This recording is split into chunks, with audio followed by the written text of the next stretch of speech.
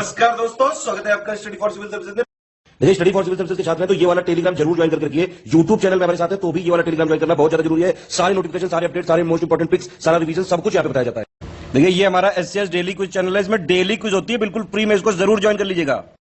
ये हमारा इंस्टाग्राम का पेज है, इसको जरूर फॉलो कर लीजिएगा। Study for civil dot services करके अगर आप इंस्टाग्राम में सर्च करेंगे तो आपको मिल जाएगा। वीडियो के डिस्क्रिप्शन में इसकी लिंक दी हुई। इसमें आप स्टोरी सेक्शन जरूर देखते रहा करिए, प्लस इसमें हाईलाइट्स आते रहते हैं और प्लस पोस्ट आती रहती है, इनको जरूर फॉलो करते रहिए।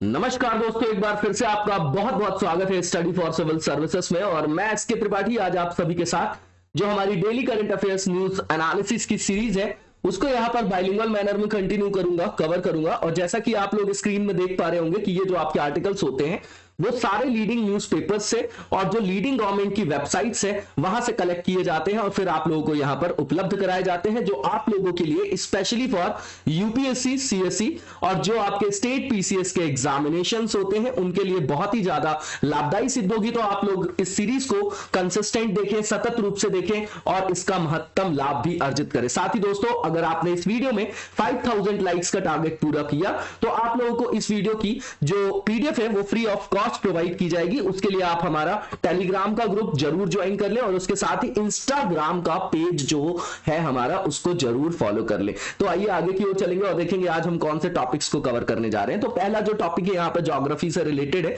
जो आपका आईएमडी है ना, मेट्रोलॉजिकल जो डिपार्टमेंट है उसने प्रेडिक्ट किया है कि कोल्ड वेव जो है आपकी है ना, शीतलहर की भविष्यवाणी की है भारत में, उत्तर पश्चिमी भारत में। मतलब कौन सा भारत? उत्तर पश्चिमी, मतलब हरित क्रांति वाला प्रदेश हो गया आपका।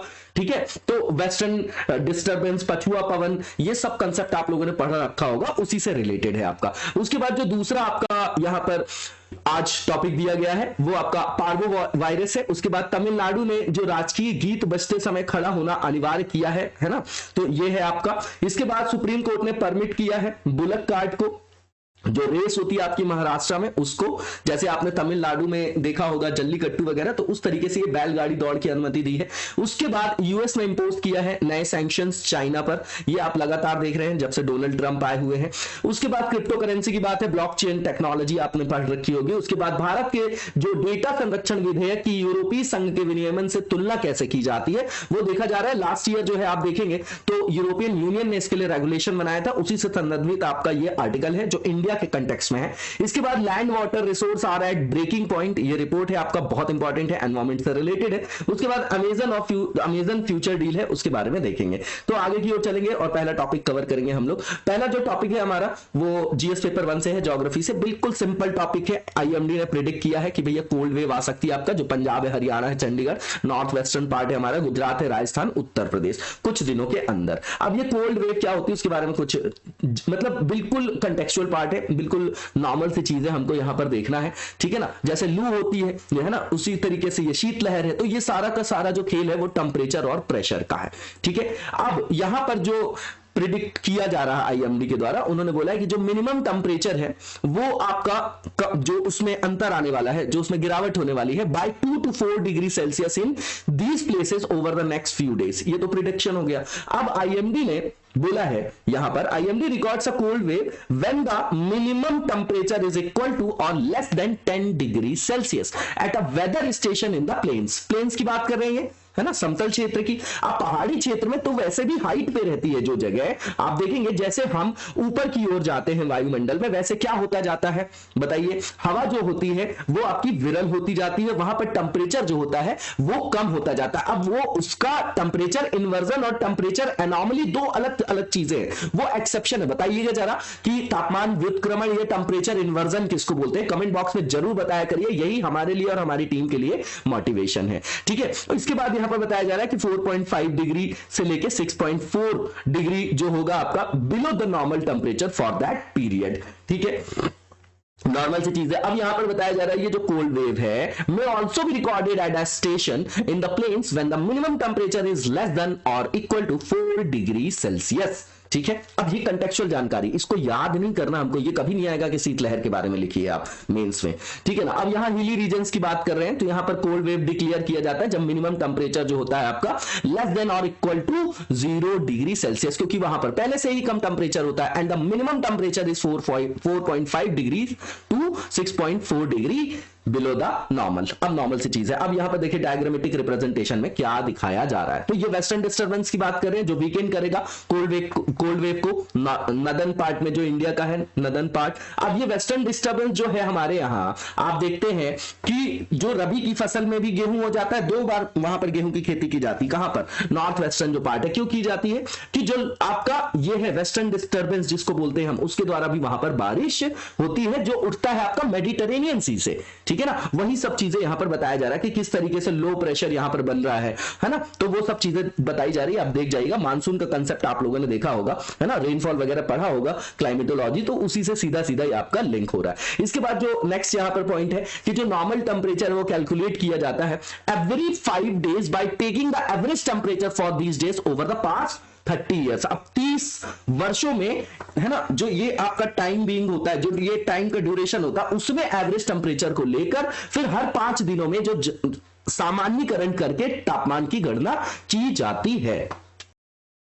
अब यहां पर देखिएगा कि जो आईएमडी डिफाइन कर रहा है कोल्ड वेव को क्वालिटेटिवली, है ना, गुणवत्ता के आधार पर, एज अ कंडीशन, एक ऐसी स्थिति जहां पर जो एयर टेंपरेचर, एयर क्या होती है? एयर जो आप जिसको वायु बोल रहे हैं वो एयर पैकेट्स के माध्यम में जो होती है वो होती है एयर पैकेट्स बोला जाता है। तो एयर टेंपरेचर, है ना, which becomes fatal to the human body when exposed. सीधी बात है, वायु के तापमान की वो स्थिति जो ह्यूमन बीइंग के लिए, ह्यूमन बॉडी के लिए घातक सिद्ध हो जाए, है ना।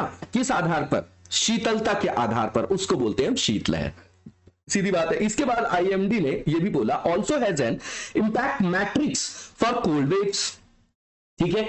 When cold wave conditions persist in isolated areas for more than 2 days, मतलब 2 दिनों से अधिक समय के लिए अगर यह स्थिति बनी रहती है, तो ये जो आपका प्रभाव है मैट्रिक्स, है ना, वो इंडिकेट करता है that the cold is tolerable but a mild health concern for vulnerable peoples, जैसे कि इन्फेंट्स हो गए, आपके बच्चे हो गए, प्रेग्नेंट वुमेन हो गई, एल्डरली पीपल्स हो गए, है ना, और ऐसे लोग जो क्रॉनिक डिसीज से आपके क्या कर रहे हैं, जूझ रहे हैं, तो उनके लिए ये आपका कंसर्न का विषय हो जाता है, ठीक है ना। तो अभी ये बोला जा रहा है कि ये जो प्रभाव है उसका जो मैट्रिक्स है ये इंडिकेट कर रहा है कि ये अभी सहनीय है ना, लेकिन ऐसे जो लोग हैं जो आपके वल्नरेबल हैं उनके लिए ये कंसर्न का विषय है। नॉर्मल सी चीजें, बिल्कुल नॉर्मल सी चीजें हैं ये आपकी। इसके बाद जो कोल्ड वेव्स कैसे अकर करती हैं, कैसे आती हैं आपकी, है ना, क्यों अकर करती हैं, क्यों आती हैं आपकी, ये बताया जा रहा है। तो आमतौर पर देखा जाए तो दिसंबर के मध्य से फरवरी के अंत तक ये आपकी आती है duration. Sometimes the cold wave में सेट इन बिफोर मिड दिसंबर, ऐसा एक्सपर्ट बोलते हैं। और उन्होंने यह भी बताया कि शीतलहरें जो है मौसम प्रणालियों और मध्य अक्षांशों से वायु के पैटर्न पर निर्भर करती हैं, जो कि यूरोप वाला एरिया हो गया, वेस्ट एशिया वाला हो गया, उस पर डिपेंडेंट होती है, क्योंकि वहीं से जो है टेंपरेचर और प्रेशर में पूरा का पूरा साइकिल जनरेट होता है, क्योंकि इन क्षेत्रों से जो आने वाली वायु है उन्हीं के कारण यहां पर मौसम ठंडा हो जाता है। अब यहां पर आईएमडी जो है बता रही है कि the factors that bring cold waves to India include the movement of cold air. सीधी बात है, जो मासेस की बात करें, brought about by upper level winds, ठीक है, बिल्कुल सिंपल सा पॉइंट है। इसके बाद ये जो उत्तर पश्चिम भारत की ओर जो तेजी से आ रही है हमारे यहाँ वेस्टर्न डिस्टर्बेंस, जिसको पछुआ हवाएं भी बोलते हैं हम, तो उसके कारण और ठंडी वायु का जो आपका मूवमेंट है, कौन सा, जो आपका दक्षिण पूर्व दिशा की ओर ले जाने से ये आपकी उत्पन्न हो सकती है। और जो आपका नॉर्थ वेस्ट एशिया है, उत्तर पश्चिम, है ना, उस पर अपेक्षाकृत उच्च दबाव का मतलब क्या? हाई प्रेशर, मतलब वहां पर कोल्ड एयर पैकेट्स, उसका एक जो एक्सटेंशन वाला एरिया बनता है, विस्तारित क्षेत्र, उसके बनने से भी शीत लहरें आ सकती है। अब बताइए, हवा का जो मूवमेंट होता है वो हाई प्रेशर से लो प्रेशर की ओर होता है ना, तो वहां पर जब एक ठंडा क्षेत्र वहां पर जनरेट होगा तो वहीं से तो जो हवाएं हैं वो आपकी हमारे भारत में आएंगी और वो ठंडी हवाएं होंगी, तो यहां पर द्रव्यमान को जो मतलब जो यह टेंपरेचर है उसको क्या कर देंगी? ठंडा कर देंगी, ठीक है। इसके बाद जो नेक्स्ट हमारा यहां पर आर्टिकल है, ये आपका पैरवो वायरस के बारे में बताया जा रहा है। यहां पर लगभग 2000 जो पेट्स हैं and stray dogs in Amravati city जो है वर अफेक्टेड बाय जो कैनाइन आपका पर्वो वायरस है लास्ट मंथ विथ जो आपके पशु चिकित्सक हैं उन्होंने ये बताया है, कॉशनिंग पेट honours against a severe outbreak, है ना। तो उसके गंभीर प्रकोप के प्रति जो है आगाह किया गया है जो भी आपके पालतू जानवरों के मालिक है। अब इस वायरस को, क्योंकि कोविड के कारण जितने भी वायरस आ रहे हैं वो हमारे लिए इंपॉर्टेंट है, ये है क्या ये जानने की जरूरत है। तो पहली चीज कि ये आपका हाईली कंटेजियस वायरल डिसीज है। कैसी डिसीज है? वायरल डिसीज है that can also be life threatening in puppies and dogs, है ना।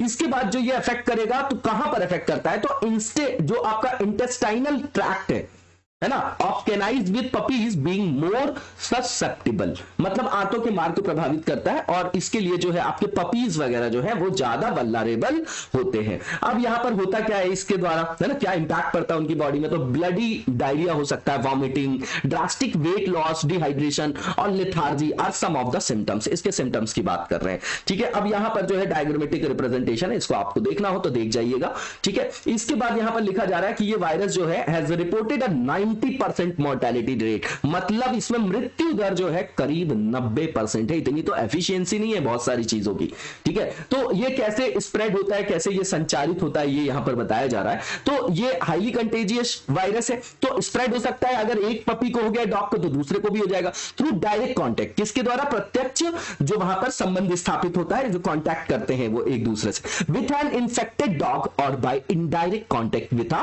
Contaminated object including the hands and clothing of people who handle infected dogs।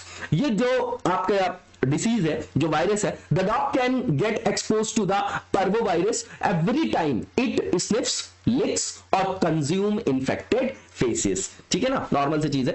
अब इनडायरेक्ट जो transmission है इसमें वो भी हो सकता है, कैसे? When a person who has recently been exposed to an infected dog touches the puppy. अब ये कम्युनिकेबल डिसीज है, किसी व्यक्ति ने अगर इन्फेक्टेड पपी को छू लिया तो उसके द्वारा भी वो भी एक क्या करेगा, एक साधन की तरह काम करेगा जो उसको एक जगह से दूसरी जगह संचरित करेगा। और when a puppy encounters a contaminated objects like food हो गया, वाटर बाउल हो गया, कलर्स हो गया आपका, और लीशेस हो गए, कॉलर, पट्टा इत्यादि जो भी है उनका, है ना, जिससे उनको अपन बांध के रखते हैं, है ना। तो उन सब चीजों के बारे में जो भी उनसे कांटेक्ट में चीज आएंगी उससे तो वो आपका क्या होगा, स्प्रेड हो जाएगा। तो इसको कैसे सुरक्षित रखा जा सकता है ना, कुत्तों को इस संक्रमण से, यहां पर बताया जा रहा है कि इसका अभी तक तो कोई भी क्योर नहीं है, इलाज नहीं है। एंड इनोकुलेट जो लिखा हुआ है यहां पर, इनोकुलेटिंग अ पपी और a dog gives them a fighting chance against the infection. तो यहां पर टीका वीका लगाने से भी उनके संक्रमण से लड़ने की एक संभावना है, assumption है ना, कंक्लूजन नहीं है ये आपका। First dose is given at 45 days old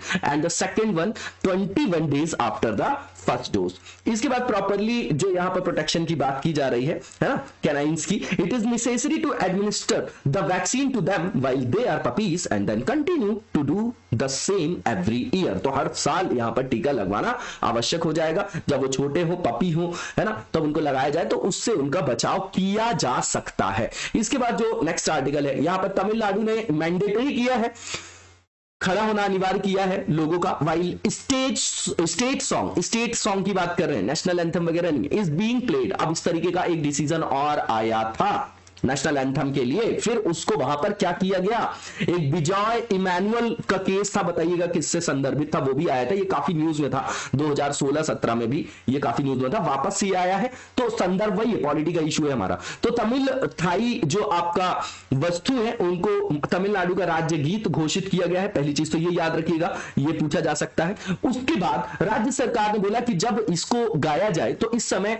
लोगों का खड़ा रहना अनिवार्य है उसके सम्मान में। अब 1971 का एक हमारा एक्ट भी है जो नेशनल एंथम के संदर्भ में ऑनर वगैरह को प्रदर्शित करता है, बताइए कौन सा एक्ट है। अब यहां पर की पॉइंट बताया जा रहा है कि जो यहां के चीफ मिनिस्टर हैं एम के स्टालिन, उन्होंने बोला है कि गवर्नमेंट का ऑर्डर है ये, had been issued directing that everyone who is present during the rendition of the song barring differently abled person should remain standing. तो भैया जो खड़े नहीं हो सकते, जो आपके दिव्यांग व्यक्ति, उनको छोड़ के जो भी व्यक्ति है, जब ये गीत का गायन होगा तो सबको खड़ा रहना होगा, ये अनिवार्य कर दिया, ठीक है। अब ये 55 सेकंड का गाना है, आपका सॉन्ग है, ये फैमिलियर है to almost everyone in Tamil Nadu, इस सं लाइक द नेशनल एंथम, है ना। तो उसी जैसे राष्ट्रगान है तो वो आपका राज्य का गीत है। At the beginning of the functions in all educational institutions, ठीक है, government offices, public sector undertakings and similar public events in the state. तो जो भी आपके कार्यक्रम होते हैं वहां पर इनकी शुरुआत में उनके इसको गाया जाता है, बिल्कुल उसको नेशनल एंथम से आप कनेक्ट करके चल सकते हैं। अब इसमें आप देखेंगे कि ये जो ऑर्डर है आपका, ये आया has come less than 2 weeks after the Madurai bench of the Madras high court. जो आपका केस है आपका can Elango versus state case, ठीक, that there is no statutory or executive order requiring the attendees to stand up when Tamil Thai Vajuthu is sung, है ना।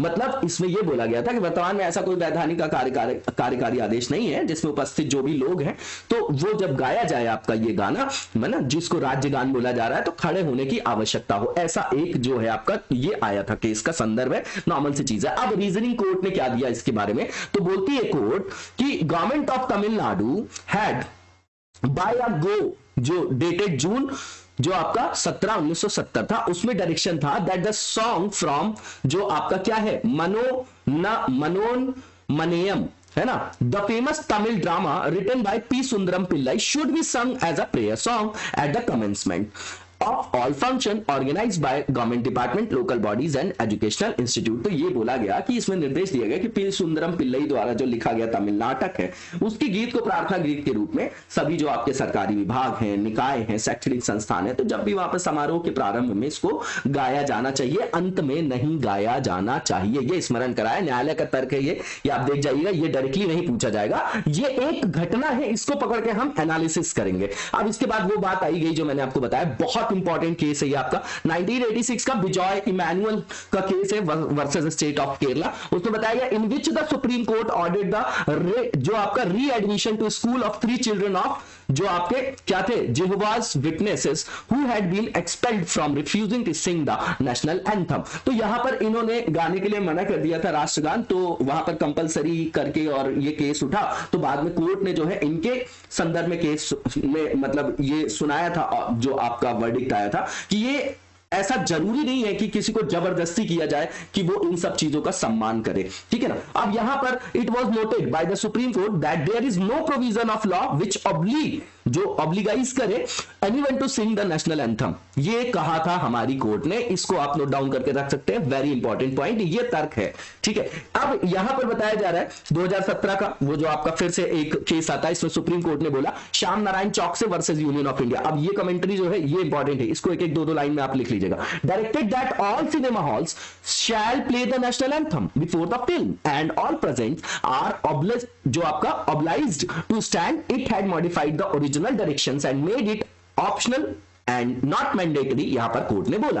तो यहां पर भी बोला कि भैया इसको वैकल्पिक बनाया जा सकता है, इसको अनिवार्य नहीं किया जा सकता कि जब भी आप मतलब ऐसा एक जजमेंट आया, ऐसा मतलब एक ऑर्डर आया कि जब भी किसी फिल्म वगैरह को लगाया जाएगा किसी टॉकीज में या सिनेप्लेक्स जिसको आप बोलते हैं मल्टीप्लेक्स वगैरह, तो वहां पर पहले आप राष्ट्रगान बजाएं और सभी जो लोग गए हैं वो खड़े होकर उसका सम्मान करें, उसके लिए बाध्यता। तो ये बताया कोर्ट ने कि ऐसी बाध्यता कुछ भी नहीं है, ये आपके लिए क्या है, ये आपके लिए क्या है बताइए, ये वैकल्पिक है। इसलिए तो ऐसी चीजों को हमने कहां रखा है फंडामेंटल ड्यूटीज में। ये सोशलिस्ट कंट्री नहीं है, डेमोक्रेटिक कंट्री है, तो यहां पर बाध्यता नहीं बनाई जा सकती उसको, ठीक है ना। सोशलिस्ट जो आपकी कंट्री है लाइक यूएसएसआर है, तो वहां पर कर्तव्यों को वरीयता दी जाती है अधिकारों पर हमारे यहां अधिकार ज्यादा इंपॉर्टेंट है, उसमें रीजनेबल रिस्ट्रिक्शंस है लेकिन अधिकारों की औचित्य ज्यादा है, ठीक है ना। अब यहां पर नेक्स्ट जो पॉइंट है कि हाई कोर्ट ने यह भी बोला था कि it is true that the members of the audience conventionally stand up whenever Tamil Thai Vajuthu is sung. The question is whether this is the only mode in which respect can be shown. तो उन्होंने बोला क्या ये एकमात्र तरीका है जिसमें आप सम्मान दिखाया जा सकता है। अब किसी व्यक्ति के अंदर अगर देश के प्रति या देश के जो प्रतीक है उनके प्रति सम्मान है तो है, अब बाध्यता से अगर सम्मान करवाएंगे आप तो वो कोई तरीका नहीं है और ये एकमात्र तरीका नहीं है जिसमें सम्मान दिखाया जा सकता है, ठीक है ना। अब यहां पर जो संबंधित आर्गुमेंट्स है उसके बारे में बताया जा रहा है, तो मद्रास जो हाईकोर्ट है उनके जो आपके रिटायर्ड जज है के चंद्रू जो है आपके उन्होंने बोला कि ये आपका फॉल्स रिस्पेक्ट है। If people respected something only by law and a law that was made for that one person, सीधी बात है, जहां पर लॉ खत्म होता है वहां से एथिक्स चालू होता है। पहली चीज, किसी से जो चीज आप जबरदस्ती करा रहे हैं वो अपने मन से नहीं कर रहा है, तो क्या जरूरी है उसके मन में उस चीज के प्रति सम्मान हो? बिल्कुल वही लेमैन की लैंग्वेज में समझिएगा, सीधी चीज वही बोल रहे हैं कि भैया केवल वही व्यक्ति विधि पालन हेतु बाध्य होगा अगर, तो बोल रहे हैं ये तो एक तरीके का झूठा सम्मान है ना। ये क्या है? एक तरीके का मृग मरीज का टाइप से है, आप जबरदस्ती करा रहे। Everyone 99% of people in the state stand up and show respect to the सॉ विदाउट अ लॉ। तो भैया मैक्सिमम जो आपकी मेजॉरिटी वो वैसे भी सम्मान देती है। Only one person who thinks that he is above everything says he will not stand. You boycott him, ignore him. Why do you make a law for that one person? तो बोल रहे हैं कि भैया मेजॉरिटी जब वहां पर सम्मान शो करे, तो आप एक व्यक्ति अगर कोई नहीं खड़ा हो रहा है एक्सेप्शन से वहां पर, तो आप उनके लिए ये इतना बड़ा लॉ क्यों बना रहे? If you make it appear like we respect something only by law, that is nothing but a false respect. ये उन्होंने बोला, सीधी बात है, अगर किसी से आप जबरदस्ती कोई काम करा रहे हैं, कोई सम्मान आप प्रदर्शित करा रहे हैं, तो वो आपका फॉल्स जो है रिस्पेक्ट है, उसके अंदर से वो सम्मान नहीं आ रहा है। इसके बाद जो नेक्स्ट पॉइंट है, यहां पर सुप्रीम कोर्ट ने महाराष्ट्र में जो है परमिट किया है ना, अनुमति दी है किसको? जो आपकी बुलक कार्ट रेसिंग हो रही है, ठीक है। तो इसके संदर्भ में यहां पर बताया जा रहा है कि सुप्रीम कोर्ट ने यहां पर क्या किया है, यहां पर उसको अलाउ किया है, ठीक है ना। इससे पहले भी शीर्ष अदालत की संवैधानिक पीठ के समक्ष ये मामला लंबित ना हो जाए, है ना, ऐसा बोला जा रहा है। ये कंटेक्स्ट है, ये इतना इंपॉर्टेंट है। आप की पॉइंट देखेंगे हम, तो ये जो आपकी रेस होती है वो आपकी आयोजित की जाती है बहुत सारे पार्ट्स में, स्टेट में, स्पेशली कहां? पुणे में, महाराष्ट्र की बात करें, वेस्टर्न महाराष्ट्र रीजन में। अब वेस्टर्न महाराष्ट्र रीजन में स्पेशली कौन कौन सी आपकी जगह आती है, सिटीज आती, कमेंट बॉक्स में बताइएगा। Where the 400 year old tradition was prevalent. अब यहां पर मुद्दा क्या है कि आपका परंपरागत, एक परंपरा पर क्या है आधारित, एक आपका क्या है, एक आयोजन है जिसमें आपका बैलगाड़ियों की दौड़ शामिल है। अब यहां पर एनवायरमेंटल एस्पेक्ट आ जाता है। राजस्थान में भी होती है, एक बताइएगा कमेंट बॉक्स में कौन सी ऐसी दौड़ होती है, जैसे आपकी जल्लीकट्टू होती है, वैसा कुछ राजस्थान में भी होता है क्या? ये देख जाइएगा, बहुत इंपॉर्टेंट है। अब कहां पर जो है स्पेशल इस तरीके के जो है खेल वगैरह होते हैं जो जानवरों से संदर्भित है। अब यहां पर सुप्रीम कोर्ट का ये जो ऑर्डर है महाराष्ट्र में जो आया, उसका आदेश क्या है वो देखते हैं। तो यहां पर बोला जा रहा है कि यहां पर अलाउ किया है ना, यहां पर फिर से शुरू करने की अनुमति दिया है किसको? बैलगाड़ी दौड़ को। अब यहां पर जो आपका कंटेक्स्ट आएगा ये इंपॉर्टेंट है, prevention of cruelty to animals act 1960, कि भैया पशु क्रूरता निवारण अधिनियम क्यों बनाया गया है कि पशुओं के प्रति क्रूरता ना की जाए, है ना, उसको इंटरटेनमेंट का साधन ना बनाया जाए। And the rules frame by Maharashtra, यहां पर बोला जा रहा है, ठीक है।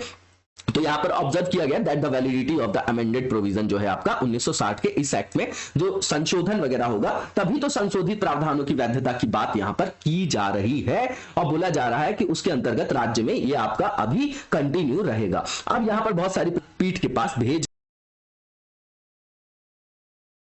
दिया गया है। आप कॉन्स्टिट्यूशनल बेंच की बात कर रहे हैं, अब देखिएगा, है ना, कॉन्स्टिट्यूशनल बेंच क्या होती है बताइएगा जरा कमेंट बॉक्स में। इसके बाद महाराष्ट्र गवर्नमेंट ने यह भी बोला है कि Supreme Court has told the supreme court that the ban on bullock cart races in the state should be lifted as the same is being conducted in the state like Tamil Nadu and Karnataka. सीधी बात है, वही जल्लीकट्टू आ गया। तो यही बोला जा रहा है कि इस पर प्रतिबंध हटा लिया जाना चाहिए, ये अलाउ किया जा रहा है। द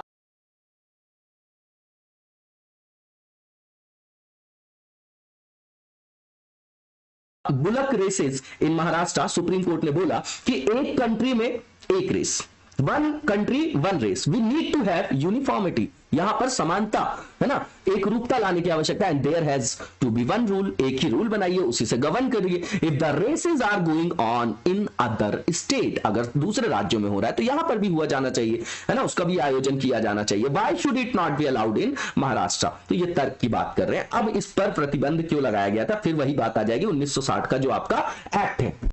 अब यहां पर बताया जा रहा है कि क्यों इस पर प्रतिबंध लगाया गया था। तो सुप्रीम कोर्ट ने जो माननीय हमारा सर्वोच्च न्यायालय है, तो 2014 में जो आपका सेंट्रल लॉ है, केंद्रीय अधिनियम, तो उसके प्रावधानों के उल्लंघन के संदर्भ में जो है इस पर प्रतिबंध लगा दिया गया था। नॉर्मल सी बात है, इसको याद करने की जरूरत नहीं। स्टेट पीसीएस जिसका हो, होम स्टेट, उसके लिए इंपॉर्टेंट है। आफ्टर द तमिलनाडु गवर्नमेंट या उसने इनैक्ट किया एक लॉ को रेगुलेट करने के लिए, किसको? जल्लीकट्टू को। वो भी आपका क्या है, एक बैलों की एक क्या है आपका दौड़ है, आपकी रेस है, ठीक है ना, परंपरागत आधार पर। तो there was a demand to revive bullock races in Maharashtra. तो जब उसको अलाउ किए तो बोले भैया हमको भी अलाउ करो, हमारे स्टेट में भी। अप्रैल 2017 में महाराष्ट्र असेंबली ने एक पास किया आपका legislation for resumption of bullock cart races across the state. उन्होंने एक जो है विधान बना दिया कि भैया हमारे यहां फिर से आप इसको स्टार्ट कराओ। अब ये जो बिल का टाइटल था prevention of cruelty to animals Maharashtra amendment bill, उसको पास किया गया unanimously with the support of all parties. अब सब पार्टीज जो है इसमें सपोर्ट कर रही हैं। It was promulgated by the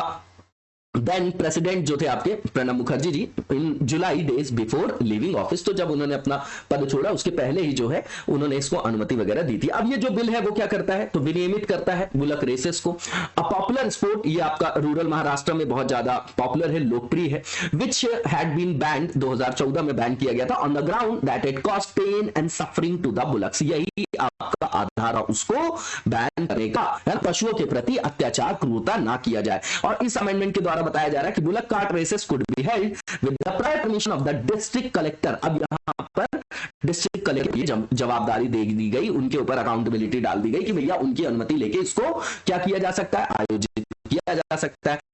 concern by ensuring cost to the animal. अब ये तो सब्जेक्टिव चीज हो गई, अब उनके ऊपर उनके विवेक में डाल दिया कि भैया अगर डिस्ट्रिक्ट कलेक्टर ने ये घोषित कर दिया कि कोई पेन नहीं होगा उनको, कोई सफर नहीं करेंगे वो, तो उसको ऑर्गेनाइज कराया जा सकता है वापस से, है ना। ये संदर्भ है यहाँ पर। अब यहाँ prevention of cruelty to animals act very important. ये जो आपके जो भी एनवायरमेंट से रिलेटेड हमारे हाल ये हमको देख के जाना है प्रीलिम्स पॉइंट ऑफ व्यू से। तो ये जो है आपका 1960 का है और इसमें प्रतिबंध लगाया जाता है किसी भी पर्सन पर, any person from inflicting causing और if it is the owner permitting unnecessary pain और suffering to be inflicted on any animal. तो किसी भी जो आपका पशु है उसको पीड़ा युक्त कार्य करने के लिए, बाध्य करने के लिए, उसके प्रति क्रूरता करने के लिए, अनावश्यक दर्द या पीड़ा देने के लिए ये जो है आपका एक्ट बनाया गया। नाम से ही समझ में आ रहा होगा। अब यहां पर जो ये एक्ट है वो आपका क्या करता है, तो इस एक्ट के अंतर्गत किसी पशु को जैसे पीटना है, मारना है, प्रताड़ित करना है, छत विछत करना है ना, तो उसके प्रति क्रूएल्टी करना है, तो ये सब जो है अपराध माना गया है। ठीक है, नॉर्मल सी चीज है। इसके बाद आगे की ओर चलेंगे और जो नेक्स्ट हमारा आर्टिकल है यहां पर यूएस ने इंपोज किया है नए प्रतिबंध चाइना पर। तो देखिए लगातार न्यूज में है ये आपका सैंक्शंस वगैरह, जब से आपके डोनाल्ड ट्रंप आए तो उसी का कंटिन्यूएशन है ये आपका। तो चीन का जो आपका जिनजियांग प्रांत है, उइगुर एक आपकी वहां की ट्राइब है, जनजाति है, मुस्लिम्स है ना। तो उनके मानवाधिकारों के हनन को लेकर अमेरिका ने कई चीनी बायोटेक और निगरानी जो कंपनियां, सरकारी संस्थाओं, उन पर नया प्रतिबंध लगाया। ये इसका जो क्षेत्र है चाइना का वो अशांत क्षेत्र है। ये OBOR से वही वाला क्षेत्र उसने कनेक्ट किया है कि वहां पर इंटरनल डिस्टर्बेंस के प्रॉब्लम है तो वहां पर विकास कर दे, लेकिन वहां पर भी मानवाधिकारों के हनन को लेकर कई सारे प्रतिबंध यूएस ने वहां पर सैंक्शन किए। अब वर्ल्ड मैप आप डेली देख जाया 5 मिनट का टाइम जरूर दिया करिए आप लोग, ठीक है ना। और अच्छा लगे तो आप लोग वीडियो को प्लीज शेयर किया करिए, कमेंट किया करिए, वही मोटिवेशन है ना। थोड़ा सा क्या है कि हम लोग को भी मोटिवेशन की आवश्यकता होती है, बाकी 24/7 हमारी टीम लगी रहती है। शेयर तो कर दिया करिए, कम से कम इतना तो करिए। व्हाट आर द सैंक्शंस, इसमें प्रतिबंध क्या है, तो बोला जा रहा है कि यूएस कॉमर्स डिपार्टमेंट ने टारगेट किया है China's academy of military medical science and it's 11 research institute that focus on using biotechnology to support the Chinese military। तो भैया चीनी सेना का समर्थन करने के लिए जैव प्रौद्योगिकी का उपयोग करने के लिए जो प्रतिबद्ध है उसको वहां पर टारगेट कर रहा है कौन, जो अमेरिका का वाणिज्य विभाग है ना, चीन की जो सैन्य चिकित्सा विज्ञान अकादमी और उसके 11 रिसर्च इंस्टीट्यूशन। ये नॉर्मल सी चीज है। अब यहां पर बोला जा रहा है कि जो यूएस ट्रेजरी डिपार्टमेंट है उसने बोला है is also set to issue penalty, वहां पर पेनाल्टी लगाया against several Chinese entities. The move will bar American companies from selling components to the entities without a licence. ठीक है ना, तो नॉर्मल सी चीज है। इस कदम के माध्यम से अमेरिकी कंपनियों को बिना लाइसेंस के इकाइयों को कल पुर्जे बेचने से, वहां पर जो भी वो टूल्स बेच रहे हैं उससे रोका जाएगा। अब यहां पर अमेरिकी प्रशासन ने बोला है कि यूएस एडमिनिस्ट्रेशन ने supported bipartisan legislation to the US from Xinjiang unless companies can demonstrate the goods were not produced by forced labor। सीधी बात है कि चाइना है वहां पर नहीं कि हमको ये नहीं मिल रहा है तो हम बैठ गए, हमको बोनस नहीं मिला तो हड़ताल कर दिए। वहां पर एक तरीके से नाम तो लोकतांत्रिक देश है लेकिन अथॉरिटेरियन है एक तरीके का वहां का लेजिस्लेशन। उसने जो बोल दिया कि अगर 24 में से 20 घंटे काम करना है तो करना है ना, ये बिल्कुल फैक्ट है। इस चीज को आप देख लीजिएगा। वही बताया जा रहा है कि जबरन श्रम द्वारा उत्पादित नहीं किया गया था। जब तक कंपनी ये नहीं प्रदर्शित कर देती कि हमने फोर्स्ड लेबर से काम नहीं कराया है तब तक वहां पर जो है बैन लगा रहेगा। अब यहां पर क्या है, उइगुर्स कौन से हैं, तो ये आपका चीन का जो प्रशासनिक क्षेत्र है उसमें सबसे बड़ा है ये आपका, और सबसे पश्चिमी जिनजियांग के आपके निवासी हैं, जो आपके किस साउंडेड एरिया में, तो Mongolia, Russia, Kazakhstan, Kyrgyzstan, Tajikistan, Afghanistan, Pakistan और भारत से घिरा हुआ आपका ये आपका क्षेत्र है। ये मुस्लिम्स है, ये लैंग्वेज जो बोलते हैं, speak a language close to Turkish, है ना, जो तुर्की लैंग्वेज है उसके सभी बोलते हैं, उसी की नजदीकी क्षेत्र में प्रचलित भाषा को बोलते हैं। अब ये कल्चरली और अगर मतलब एथनिकली देखे, अगर निजाती माध्यम होता है, जाति नहीं होता, निजाति होता है, closer to central Asia than the rest of China. अब रिसेंटली जो अभी की बात बता रहे, they were the majority in Xinjiang, तो वहां पर ये बहुलता में है, but massive registered and unregistered settlement of Han Chinese and heavy troop deployments have likely change that situation. तो वहां पर जो डिप्लॉयमेंट है उसके कारण वहां पर जो आपका डेमोग्राफिक एक सेटलमेंट है उसमें चेंज देखा जा रहा है। अब ये जो उइगुर्स है are considered to be one of the 55 officially recognised ethnic minority communities in, हाँ, तो वैसे भी अल्पसंख्यक है वो वहां पर। हाउएवर, जबकि चाइना ने रिकॉग्नाइज किया ये community only as a regional minority and reject that they are an indigenous group. अब देखिए वो ये भी इस बात को भी खारिज करता है कि वो वहां के स्थानिक लोग हैं, स्वदेशी समूह। ये देख जाइएगा आप लोग, ये मैप है। इसके बाद जो नेक्स्ट हमारा आर्टिकल है ये क्रिप्टो करेंसी को लेके है, जीएस पेपर 3 से रिलेटेड है। ब्लॉकचेन टेक्नोलॉजी क्या होती है ये बताइएगा आप लोग, ठीक है। तो इसका जो कंटेक्स्ट है कि अभी आईएमएफ की जो आप चीफ इकोनॉमिस्ट हैं गीता गोपीनाथ, अब ये भी इंपॉर्टेंट है, ये आपका स्टेट पीसीएस के लिए, has made a strong case for regulating crypto currencies, saying it will always be a challenge to ban them as they operate from offshore exchange, है ना। तो इसको रेगुलेट करने के लिए पूरे विश्व में आप देख रहे हैं क्रिप्टो करेंसी की, कहीं ऐसा ना हो कि टेरर फंडिंग, ब्लैक मनी को यहां से रेगुलेट किया जाने लग जाए, है ना। एंड टू एंड इंक्रिप्शन होता है इसमें। तो इसके बाद जो क्रिप्टो करेंसी के बारे में बताया जा रहा है कि ये आपका कलेक्शन है किसका, बाइनरी डेटा का, which is design to work as a medium of exchange. सीधी बात है, आदान प्रदान के एक आयाम के रूप में इसको विकसित किया गया। इंडिविजुअल जो है कॉइन का जो ओनरशिप है, records are stored in a ledger में उसको संरक्षित किया जाता है उसके रिकॉर्ड को, which is a computerised database using strong cryptography to secure transaction records. बिल्कुल सिक्योर होता है ये आपका ट्रांजैक्शन, और इसमें जानकारी नहीं मिलती तो वो एक आपका क्या है, लूप होल है। To control the creation of additional coins and to verify the transfer of coin ownership. Crypto currency जो है जनरली फिएट करेंसी है आपकी। फिएट करेंसी क्या होती है कमेंट बॉक्स में बताइए। As they are not backed by और कन्वर्टिबल इनटू अ कमोडिटी, तो कमोडिटी में इसकी परिवर्तनीयता नहीं है, आमतौर पर ये आपकी फिएट करेंसी के अंतर्गत आती है। अब बिल्कुल ये कंटेक्चुअल पार्ट है आपका, है ना। अब ये क्रिप्टो करेंसी काम कैसे करता है, तो मीडियम ऑफ एक्सचेंज है, डिजिटल माध्यम है, इंक्रिप्टेड होता है और डिसेंट्रलाइज्ड होता है। अनलाइक द यूएस डॉलर और the euro, there is no central authority that manage and maintain the value of cryptocurrency. सीधी बात है, इसको रेगुलेट करने सेंट्रल अथॉरिटी नहीं, ये आपका कंसर्न का एक विषय है। Instead these task are broadly distributed among crypto currencies users via the internet. तो इंटरनेट के माध्यम से जो है इसको वितरित किया जाता है जो भी उपयोग करता है उनके यूजर्स के लिए। अब यहां पर you can use crypto to buy regular goods and services, उसको यूज कर सकते हैं क्योंकि आदान प्रदान का ही एक माध्यम है। Although most people invest in cryptocurrencies as they would in other assets like stock or precious metal, ठीक है ना।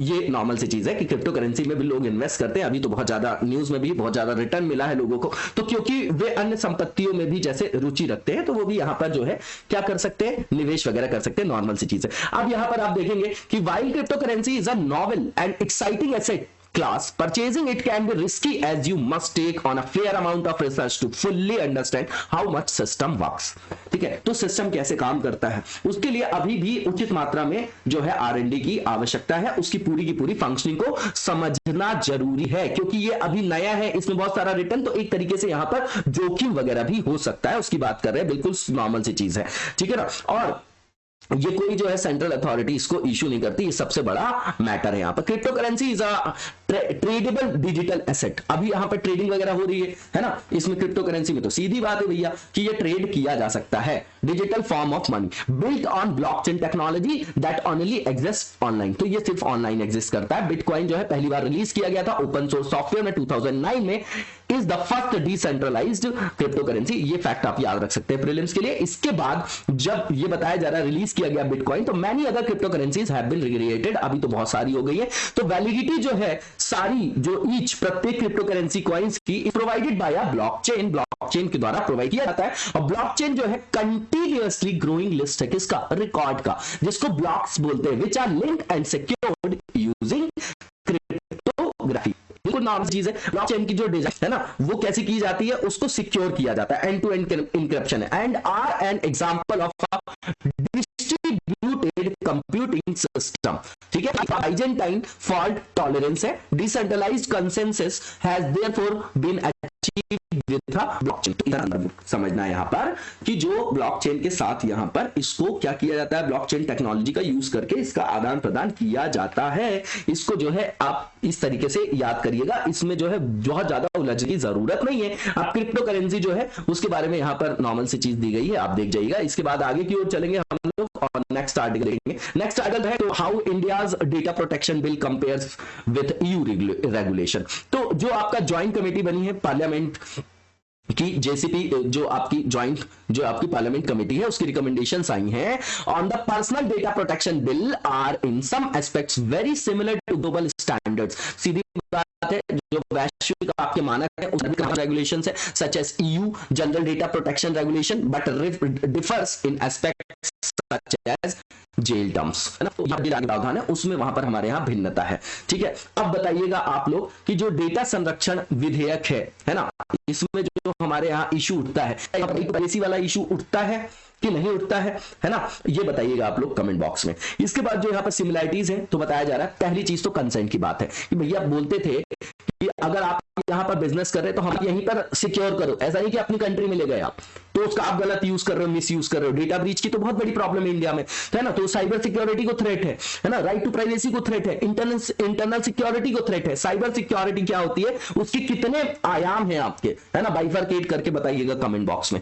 यूजर्स जो बताया जा रहा है, कंसेंट बात करें ईयू में कि users must have informed consent about the way there data is processed so that they can opt इन और आउट। ये कहां कर रहे हो ये आप बताइए, उसको जानने के बाद जो है उनसे सहमति लीजिए तभी उसको यूज करिए, है ना। यूजर्स के डेटा की बात कर रहे हैं। दूसरा इंडिया में क्या है, processing of data should be done also ensuring privacy. सीधी बात है, वहां पर प्राइवेसी का मुद्दा है, नॉर्मल सी चीजें हैं यहाँ पर। इसके बाद ब्रीच की बात करें तो ईयू में क्या है, सुपरवाइजरी जो authority must be notified each within 72 hours of the leak so that users can take steps to protect information. अगर डेटा ब्रीच होता है तो भैया 72 घंटे के अंदर वहां पर जो है वहां पर जानकारी हो जाए ताकि लोगों के डेटा के प्रति जो भी उपयोगकर्ता की जानकारी है उसके लिए सिक्योरिटी से संदर्भित आयाम कदम उठाए जा सके। इंडिया में क्या है, इंडिया में भी जो है यहां पर जो इन्फॉर्म किया जाना है वो 72 आवर्स में किया जाना है। डीपीए फिर उसके बाद ये तय करेगा whether users need to be inform and steps to be taken.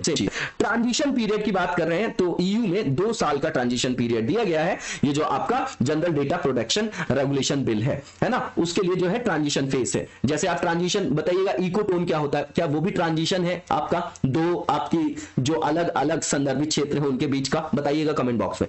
India के लिए बोल रहे हैं 24 months overall, 9 months for registration of data के जो फिड्यूशरी के पंजीकरण की बात कर रहे हैं उसके लिए 6 months for DPA to start. Normal सी चीजें देख जाइएगा, इंपॉर्टेंट है, वेरी इंपॉर्टेंट आर्टिकल है ये। डेटा फिड्यूशरी के बारे में बता रहे हैं क्या है, तो यहां पर ईयू में जो है वहां पे बोला जा रहा है एनी नेचुरल और body that determines purpose and means of data processing. दूसरा भारत में सिमिलर सजेशंस है, एडिशनली यहां पर एनजीओ वगैरह को भी ऐड किया गया which also process data to be included as fiduciaries. Difference क्या है वो बताया जा रहा है दोनों के, यहां ईयू और इंडिया में। तो एनोनिमस इंफॉर्मेशन की बात करें, यहां पर जो सिद्धांत है आपका प्रिंसिपल है डेटा प्रोटेक्शन का ईयू में, वो अप्लाई नहीं होता है एनोनिमस इंफॉर्मेशन में since it is impossible to tell one from another. भारत में क्या है, जो नॉन पर्सनल डेटा है must come under the ambit of data protection law such as non personal data. ये डिफरेंस है, ये याद रखिएगा। पनिशमेंट की बात की जाए तो ईयू में जेल की कोई जेल वगैरह का कोई टर्म नहीं है, फाइन किया जाता है यहां पर 20 मिलियन यूरोस का, और in the case of an undertaking up to 4% of their total global turnover of the preceding fiscal year. भारत में 3 साल तक का यहां पर कारावास भी है, और जो हमारे यहाँ फाइन है वो थोड़ा कम है, 2 लाख और बोथ ऑफ जो मतलब या तो 3 साल की जेल या 2 लाख का फाइन, या फिर दोनों भी, वहां पर दोनों तरीके से पेनलाइज किया जा सकता है किसी को भी, है। If de-identified data is re-identified by any person। अब EU के बारे में यहां पर कुछ कंटेक्चुअल जाती है कि भैया इसको जो स्थापना की गई 1993 1 नवंबर। जो आपका मैस्टिस्ट है कहां पर, नीदरलैंड में, इंटर गवर्नमेंटल है आपका, अंतर सरकारी है, ठीक है ना। इसके फाउंडर्स में जर्मनी है, फ्रांस, इटली, नीदरलैंड, बेल्जियम और आपका लग्जमबर्ग है, ठीक है ना। तो ब्रेक्सिट कहां, किस चीज से संदर्भित है ये बताइएगा थोड़ा सा कमेंट बॉक्स में, लगातार न्यूज में था ये आपका, है ना, विगत वर्षों में। इसके बाद जो नेक्स्ट हमारा आर्टिकल है एनवायरमेंट से रिलेटेड, जीएस पेपर 3 में रख सकते हैं, land water resources are at breaking point. ये रिपोर्ट आई है अभी जिसका टाइटल है state of the world's land and water resources for food and agriculture release. अब इसकी जो हाइलाइट्स है वो देखेंगे हम लोग। तो ह्यूमन प्रेशर जो है वो लगातार बढ़ता जा रहा है, जनसंख्या बढ़ रही है, तो कैरिंग कैपेसिटी से ज्यादा मोबिलाइजेशन कर रहे हैं, उसको हम क्या बोलते हैं, पोल्यूशन। लैंड हो, सॉइल हो, फ्रेश वाटर हो, है ना, हैव इंटेंसिफाइड, मानव का जो दबाव है वो बढ़ता जा रहा है, pushing these resources to their production limits. अब क्लाइमेट चेंज जो है वो सीधा सीधा यहीं से संदर्भित है, उसमें जो है आपका सीधा सीधा डिस्टर्बेंस देखा जा रहा है, has increase pressure on rain fed and irrigation production over and above the environmental जो कॉन्सिक्वेंसेज है of decades of unsustainable use. सीधी बात है, हमारे यहाँ जो सतत जो आयाम है ना सतत विकास के, उसको हम एम्बेडेड करते नहीं है पूरे विश्व में। आप देख लीजिए एग्रीकल्चर में, इरिगेशन में, वाटर यूज में, तो उसके कारण क्या होगा, उसके कारण क्या होगा, प्रदूषण होगा, जलवायु परिवर्तन होगा, बहुत सारी चीजें हैं, डिजास्टर वगैरह भी वहीं से कनेक्ट होगा आपका। तो ये रिपोर्ट जो है प्रोवाइड करती है ऑन द स्टेटस ऑफ जो लैंड है, सॉइल है, वाटर रिसोर्स है एंड एविडेंस वहां पर प्रोवाइड करती है किस तरीके से जो चेंजिंग और अलार्मिंग ट्रेंड है हमारे यहां, जो हम रिसोर्सेज का यूज कर रहे हैं, वही तो बोलते हैं ना रैशनल यूज कैसे करें, सस्टेनेबल डेवलपमेंट क्या है, एनवायरमेंटल एस्पेक्ट को हम कैसे वहां पर क्या करें, एम्बेडेड करें, वही सब चीजें। पॉपुलेशन इंक्रीज होती जा रही है ना, तो एग्रीकल्चर लैंड पे जो है आपका अवेलेबल की बात कर रहे हैं, अवेलेबिलिटी की बात कर रहे हैं, कृषिगत भूमि की पर कैपिटा के हिसाब से फॉर क्रॉप्स एंड एनिमल, उससे जो है declined by 20% between 2002 2017 to 0.19 hectare per capita. समझ रहे हैं आप, 1/5 सीधे सीधे कमी हो गई, और यहां पर हमारे यहां पॉपुलेशन जो है उससे ज्यादा तेजी से बढ़ी है। तो दबाव के संदर्भ यह तर्क दिया जा रहा है। अब ह्यूमन इंड्यूस्ड जो आपका लैंड डिग्रेडेशन है, उसमें प्राथमिक रूप से जो इफेक्ट दिखाया जा रहा है वहां पर प्रभाव क्रॉपलैंड पे, although cropland covers only 30% of global land cover classes.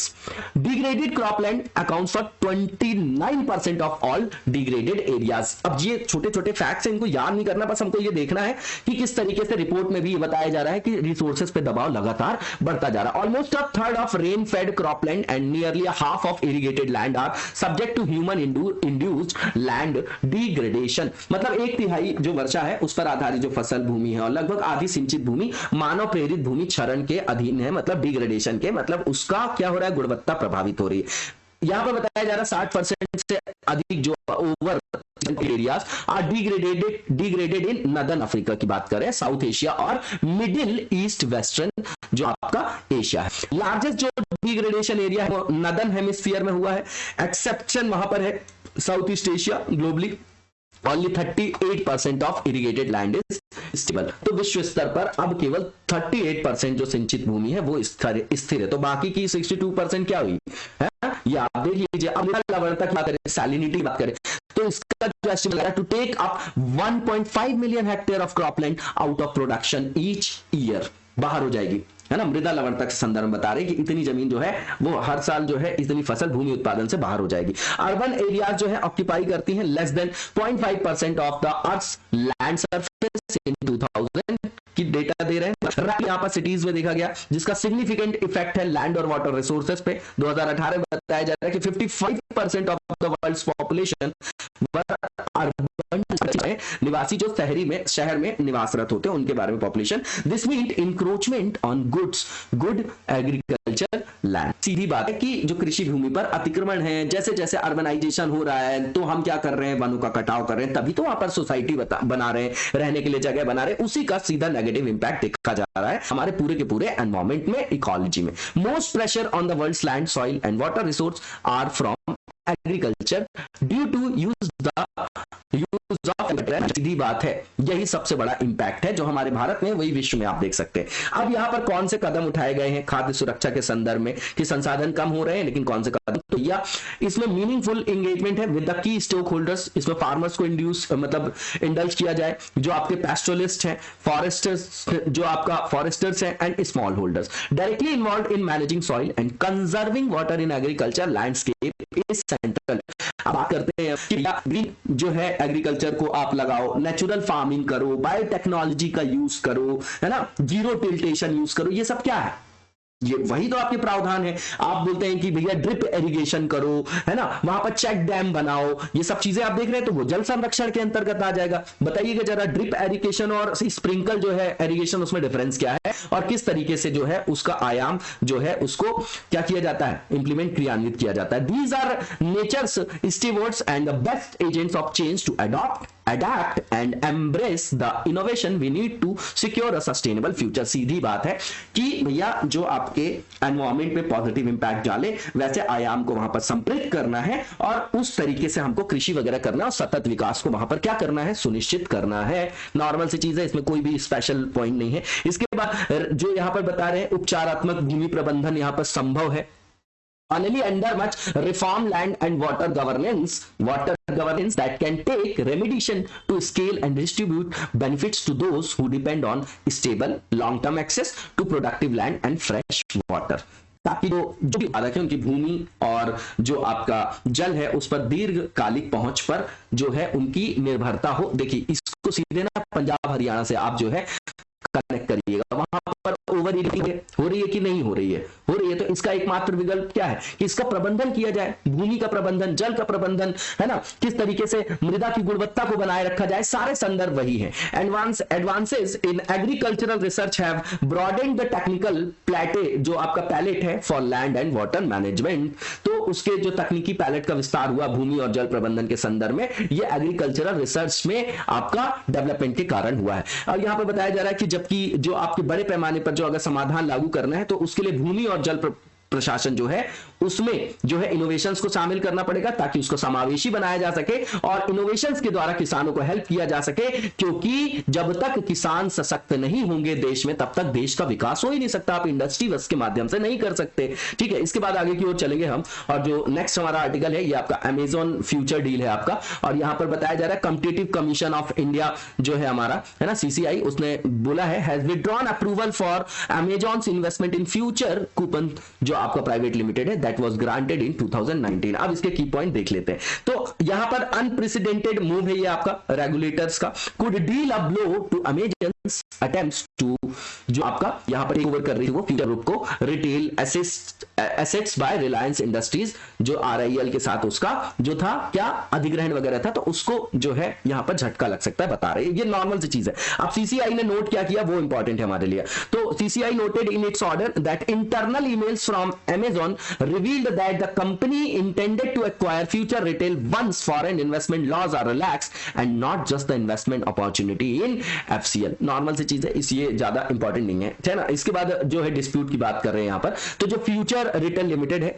उसने अनाउंस किया था to sell its retail and wholesale business to Reliance Retail. अगस्त 2020 में Amazon objected to this deal before it could be executed, तो Amazon ने यहां पर आपत्ति जताई थी। अब यहां पर जो है नॉर्मल सी चीज बताए हैं, यहां पर देख लीजिएगा डायग्रामेटिक रिप्रेजेंटेशन। अब अमेजन ने यहां पर जो आरोप लगाया वो क्या था, it is a breach of contract it signed with future coupons. बोला भैया कि लॉ का ब्रीच है, यहां पर कॉन्ट्रैक्ट का ब्रीच है, और यहां पर अमेजन के द्वारा ये बोला जा रहा है कि it's agreement with future coupons had given it a call option, उसे कॉल विकल्प दिया गया था। कॉल ऑप्शन के माध्यम से ये जो आपका समझौता था उसमें 3 से 10 वर्षों के भीतर कंपनी में फ्यूचर रिटेल के सभी या कुछ हिस्सों को हासिल करने के विकल्प का प्रयोग करने के लिए उसको सक्षम बनाया गया था। अमेजन ने ये जो आपका फ्यूचर रिटेल है उसके संदर्भ में बोला took Future Retail into emergency arbitration before the Singapore International Arbitration centre.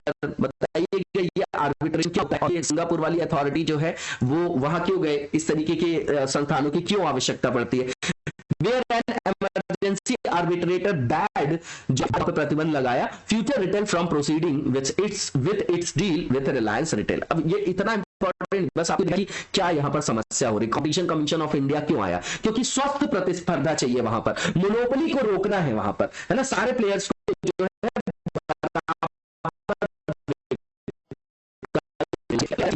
और उसके बाद बताया जा रहा है ज्यूरिसडिक्शन इंडिया है, हेडक्वार्टर न्यू दिल्ली है। अभी इसके फर्स्ट एग्जीक्यूटिव धनेंद्र कुमार थे और एजेंसी एग्जीक्यूटिव की बात करें चेयरपर्सन की अशोक कुमार गुप्ता है। इसके बाद आगे की ओर चलेंगे और नेक्स्ट जो फेज है हमारा वो रिलेटेड है आपका MCQ से। पहला जो एमसीक्यू है यहाँ पर, तो असम की जो मनोहर गोल्ड टी है आपकी, उससे रिलेटेड स्टेटमेंट है, बताना है कौन सा ट्रू है। तो पहला ये कि रिसेंटली जो है 1 kilogram of the special T was sold for ₹99,999, है ना, 999 रुपीज में। पहला जो आपका यहाँ पर बताया जा रहा है स्टेटमेंट, बिल्कुल ठीक है पहला। और दूसरा जो है कि मैनी टाइप्स ऑफ एंटीऑक्सीडेंट्स होते हैं जो इसमें पाए जाते हैं। Apart from this they contained bioactive compounds भी होते हैं इसमें, that help in controlling the effects of ageing and obesity, है ना, बढ़ती उम्र और मोटापे के प्रभाव को भी रोकने में जो है ये आपकी मददगार। दूसरा स्टेटमेंट भी ट्रू है। तीसरा ये कि the tea leaves are broken before the sun's rays fall between 4 and 6 in the morning, ठीक है ना। तो तीनों के तीनों स्टेटमेंट आपके बिल्कुल ठीक है। इसका आंसर आपका ऑल ऑफ द अबव हो जाएगा। इसके बाद नेक्स्ट एमसीक्यू को देखेंगे हम लोग, और जो नेक्स्ट हमारा एमसीक्यू है ये कालीबाड़ी मंदिर से रिलेटेड स्टेटमेंट, बताना कौन सा ट्रू है इसमें। पहला ये कि ये आपका हिंदू टेंपल है जो लोकेटेड है आपका पाकिस्तान में, तो ये हिंदू टेंपल है और लोकेटेड है आपका बांग्लादेश में। पहला स्टेटमेंट आपका गलत हो गया, इसको एलिमिनेट कर दीजिए, आंसर वैसे भी मिल जाता। दूसरा ये कि पाकिस्तानी सेना ने 1971 में नष्ट कर दिया था, क्यों? क्योंकि पूर्वी पाकिस्तान बांग्लादेश का मुक्ति संग्राम, बताइएगा उसमें कौन सी जो एक विंग हमारे भारत के द्वारा वहां पर जो है वहां पर सेटअप किया गया था, और उस समय बांग्लादेश के नेता कौन थे, ये बताइएगा आप लोग कमेंट बॉक्स में, है ना, बहुत इंपॉर्टेंट है ये आपका। इंदिरा गांधी जी का बहुत बोल्ड डिसीजन था ये आपका। दूसरा स्टेटमेंट ट्रू है आपका। तीसरा जो है कि जो मूल रमना आपका जो ओरिजिनल रमना कालीबाड़ी मंदिर है, इसको बिल्ड किया गया था during the medieval era and was famous for its tall structure. तो तीसरा स्टेटमेंट भी ट्रू है आपका। इसका आंसर आपका सेकंड एंड थर्ड हो जाएगा, जो कि बी में दिया गया है। इसके बाद नेक्स्ट एमसीक्यू देखेंगे हम लोग, और जो नेक्स्ट हमारा एमसीक्यू है ये जैतपुर जो आपका परमाणु रिएक्टर है उससे रिलेटेड यहां पर स्टेटमेंट है, बताना है कि कौन सा आपका ट्रू है। तो पहला जो स्टेटमेंट है कि ये दुनिया का सबसे शक्तिशाली परमाणु ऊर्जा संयंत्र होगा, पहला, ठीक है। तो ये भारत और फ्रांस के बीच स्ट्रैटेजिक आपका क्या है, एक पार्टनरशिप भी है, तो पहला स्टेटमेंट ट्रू है। दूसरा ये कि इसमें 9.6 गीगावाट की जो स्थापित क्षमता है उससे संदर्भित 6 जो है अत्याधुनिक विकासवादी पावर रिएक्टर होंगे जो कम कार्बन बिजली का उत्पादन करेंगे, है ना, लो कार्बन इलेक्ट्रिसिटी को प्रोड्यूस करेंगे, ठीक है ना। तो दूसरा स्टेटमेंट भी ठीक है। तीसरा ये कि जो रणनीतिक साझेदारी भारत और जापान के बीच में, तो मैंने आपको बताया कि भारत और फ्रांस के बीच में। तीसरा स्टेटमेंट गलत है, ऊपर के दोनों ठीक है। इसका आंसर आपका ए ओनली 1 and 2 हो जाएगा। इसके बाद आगे की ओर चलेंगे और नेक्स्ट हमारा जो एमसीक्यू है उसको देखेंगे। जो नेक्स्ट एमसीक्यू है पेगासस, बहुत ज्यादा न्यूज में पहले भी था, इसके बारे में बताना है कि कौन सा ट्रू है स्टेटमेंट। पहला ये कि आपका स्पाईवेयर टूल है, स्पाईवेयर क्या होता है बताइएगा कमेंट बॉक्स में। ये डेवलप किया गया है बाय एन चाइनीज फर्म जो आपका द एनएसओ ग्रुप है ना, ठीक है ना। तो एनएसओ समूह द्वारा जो विकसित किया गया चीनी फर्म के द्वारा एक स्पाईवेयर उपकरण है, पहला स्टेटमेंट, ठीक। तो पहला स्टेटमेंट गलत है, ये आपका इजरायली फर्म के द्वारा विकसित किया गया है, ठीक है ना। तो पहला ही स्टेटमेंट गलत हो गया, उसको एलिमिनेट कर देंगे। दूसरा ये कि आपका वर्क करता है by sending an exploit link and if the target user clicks on the link the malware और the code that allows the surveillance is installed on the user phone. दूसरा स्टेटमेंट ट्रू है। तीसरा ये कि ये जो है आपका send back the target's private data including password, contact list, calendar events, text message and live voice calls from popular mobile messaging apps. तो तीसरा स्टेटमेंट भी ट्रू है आपका। पहला बस गलत है आपका, बाकी दोनों स्टेटमेंट ट्रू है। आंसर आपका बी हो जाएगा, ओनली सेकंड एंड थर्ड। इसके बाद लास्ट एमसीक्यू देखेंगे आज का हम लोग, और ये जो आपका काला नमक जो आपका चावल है ना, काला नमक जो है आपका, काला नमक है आपका, काला नमक नहीं, काला नमक जो राइस है उसके बारे में स्टेटमेंट बताना कौन सा ट्रू है। तो पहला ये कि ये जो है आपका one of the finest quality है ना, सेंटेड राइस का नेपाल और इंडिया में, बिल्कुल ठीक है। दूसरा ये कि ये जो वैरायटी है has been in cultivation since the Buddhist period, 600 BC से इसकी जो है खेती वगैरह की जा रही है, बिल्कुल ठीक है दूसरा स्टेटमेंट। तीसरा ये है कि ये आपका रिच है, समृद्ध है माइक्रो न्यूट्रिएंट्स में such as iron and zinc, therefore